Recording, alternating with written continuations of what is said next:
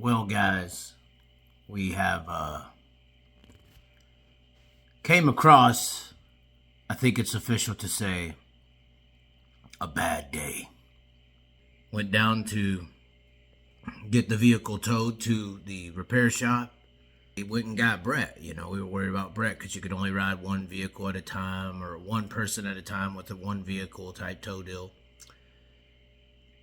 And then we're in there. The apprentice basically was going to take out the bad power steering pump, and the owner of the shop, the what would you call it?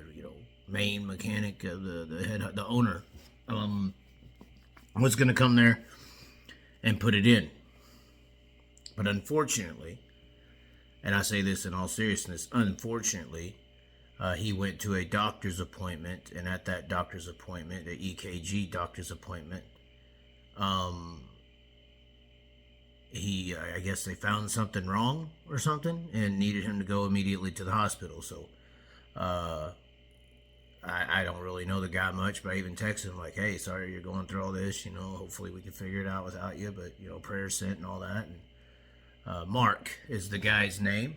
Mark Kelly here. Mark Kelly Automotive, for those who know the area where we are in, Leggett, California still. So we attempt with the apprentice, who is, he knows how to do some stuff, to get the job done. And the power steering pump came out after a little bit of a fight. But he then had to go get the part that Mark was going to pick up and bring back.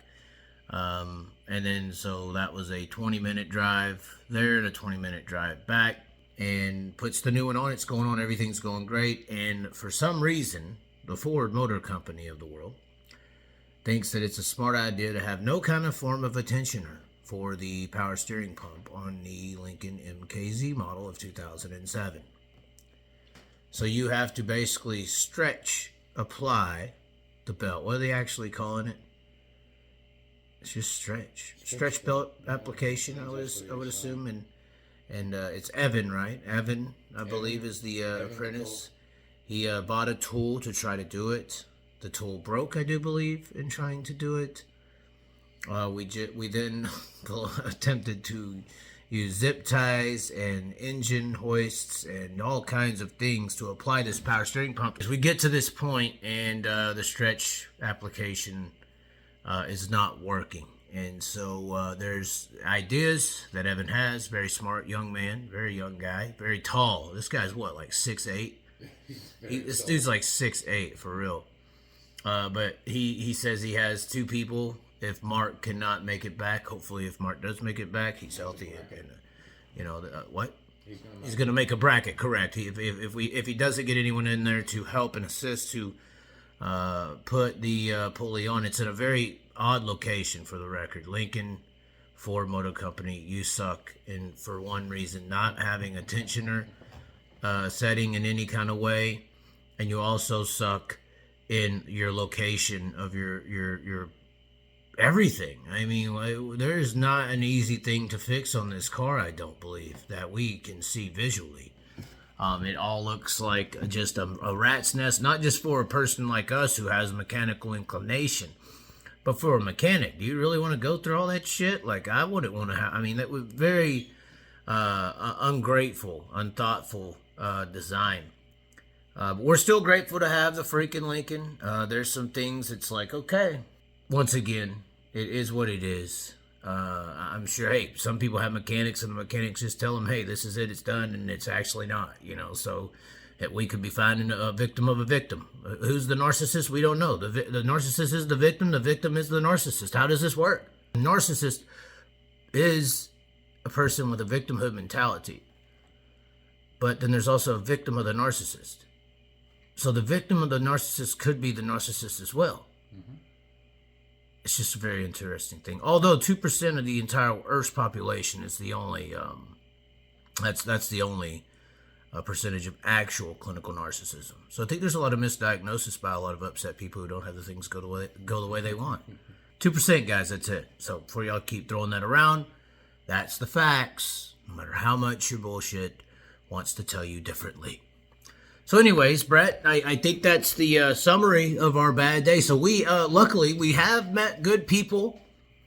I think every person that is involved here, in person, in this county, in this situation, is doing a very good job. They're good people. They're good people. We have run into the British lady. They said she was Australian, but she's actually Britain.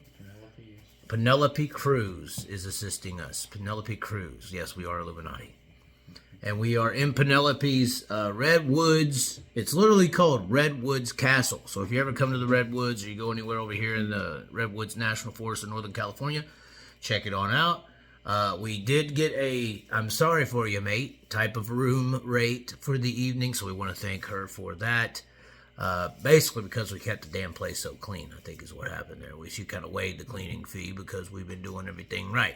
You know, we've been rolling your cigarettes and smoking them outside, not inside, because apparently somebody did that. But everybody's great. Everything is great. But this day has not been great, Brett. Do you concur? Do you disagree? It was trying.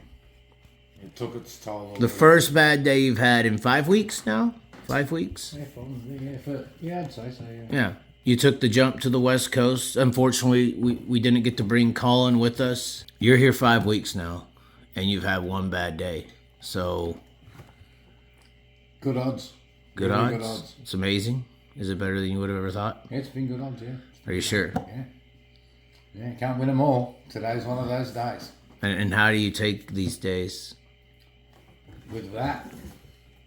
And with that. And go to sleep and start again tomorrow. By the way, that is marijuana, ladies and gentlemen. The entire American population is saying this is weed. Are they not? They're looking at you like you're rolling up at a gas station. Speculation. But that's the truth, right? Everybody's thinking you're rolling doobies. They do, yes. But it is tobacco. It's just 100% tobacco. Okay. Yeah, no doobies for me. Okay. And apparently, on our way over, we did drive through the cartel. Remember this? So, yes. We went through one of the most dangerous roads that was in a Netflix documentary for murders. And succeeded. And we did it with a smile. You hung out of the sunroof making videos. You were just rubbing it in the cartel's face, apparently. Check me out. This is a true story. Yeah. We're not lying, are we? No, it happened. It happened. Yeah. Ladies and gentlemen, that's the case. We had a bad day. But there's a reason. There has to be. Everybody's life has a plan. And no matter that, the aliens we saw tonight in the sky, we did see aliens. It wasn't a plane. It wasn't Superman. It was aliens.